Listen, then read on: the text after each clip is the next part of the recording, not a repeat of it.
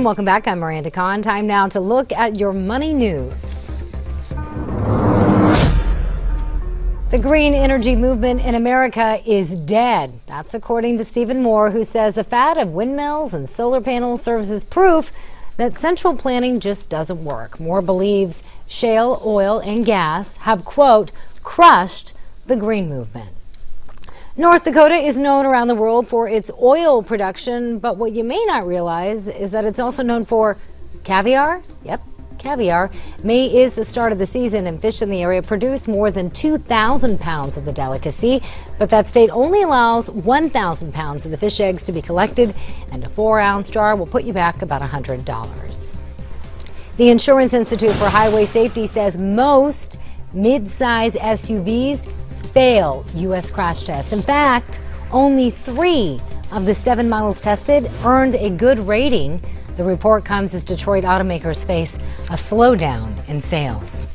And taking a look at the finance section of our website, Newsmax.com, a study by Moody's Investing Services shows top U.S. companies hold more than $1 trillion in overseas accounts. The reason? High corporate taxes are discouraging some companies like Apple and Google from bringing home overseas profits. All right, Miranda, thanks a lot. And right now we're going to bring in Tom Hutchinson, Senior Financial Editor at Money News and Newsmax.com. Thanks for being here, Tom. Thanks for having me, John. Always good to talk to you. Now, recently, Federal Reserve Chair Janet Yellen talked about stocks on Wall Street. Let's listen to what she had to say. I guess I would highlight that equity market valuations at this point generally are quite high. All right. When you hear that coming from the Fed Reserve Chair, what do you think when she says equity markets generally are quite high? Well, you have to figure, why is she talking about the market? Now, Fed chairs are notorious for avoiding being clear about the direction of the market or their opinion of valuation. They go way out of their way to do that. When they deliberately talk about the market, I think there's a reason for it. And what I personally think is the reason here is that she is not, or the Fed is not going to raise rates in June or maybe even September. And she's trying to talk down the market a little bit in anticipation of not raising rates. Now, as a result, there have also been some slightly concerning reports on unemployment, mortgage application, economic indicators of all sorts. And we talked about volatility recently. Is she trying to perhaps send everybody a warning here? Well, I think my opinion is that if she was going to raise rates, why talk down the market? The rate hike would do that. I think the risks of not raising rates are that you create a bubble. Too many people love the idea that rates aren't going up and flood into the market, and she wants to temper that a little bit. And perhaps shrink the bubble a little bit. Shrink the bubble a little bit, and maybe just put off that pain. It's going to have to burst sooner or later, right? Sooner or later it'll have to burst, but I don't think it will anytime soon. All right. Let's also talk, Tom, about this big blockbuster merger deal announced today, Verizon buying America Online.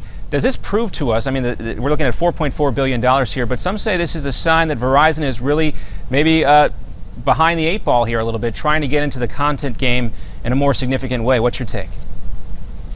Yeah, I think they are behind the 8 ball a little bit, and they're trying to make up for lost time a little bit. But what you're seeing in the market overall is a slew of mergers.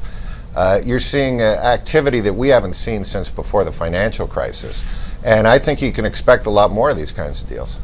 Okay, so what specific sectors of the market other than telecom do you see a lot of other companies merging?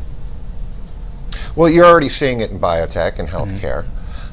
You're starting to see more of it in the financial industry. And of course, technology.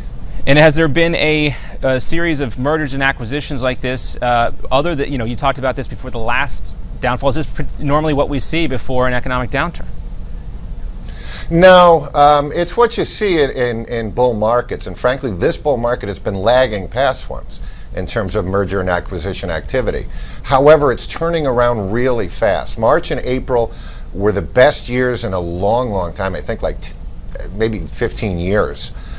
For that activity. So it's starting to come around in a big way.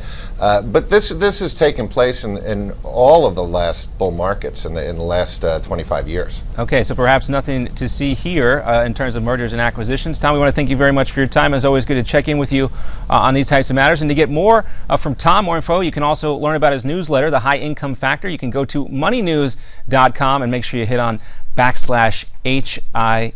It stands for High Income Factor, again at moneynews.com. Coming up, Secretary of State John Kerry meeting with Vladimir Putin today.